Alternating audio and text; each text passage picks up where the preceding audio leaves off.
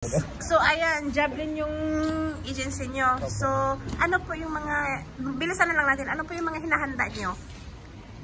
Passport. Passport, yung mga ganyan, no? Tapos magkano po yung nagginastos nyo? Ha? Wala kayong gastos sa Pinas? Kahit medical? Ang medical namin, yung pre-med na sinatawag, yun ang para sa'yo. Pag hindi ka kasi nakapasa doon sa pre-med, hindi ka makakakuha ng visa or hindi ka i-process ng agency.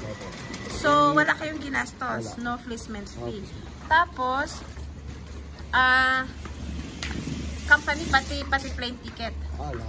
Lahat. Ang maganda yung ano nyo, hindi tulad sa amin noon panahon. Kailangan ka lang skilled talaga. Kailangan ka lang skilled. Ano skilled mo dito, kuya? Carpentry. Yeah, parehas kami dalawa. Okay. Pero sa Pilipinas, trabaho namin, furniture kami. Nasa planta kami dalawa. Parehas kami lidman na dalawa. Okay. So, ilang years experience nyo sa Pinas? Ako, 14 years na ako dun eh. Good on you. Nakapasok ka dito sa ano ba kayo, road to residency? Wala pa lang ano. Ang balita namin after 2 years.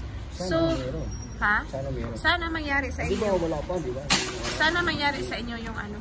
Tapos, anong tawag nito? Ano po yung, may kaltas bang agency sa sahod nyo or? Ang may kaltas siya sigurado siya. Pagdating dito yung kanila, maliit na lang, di ba?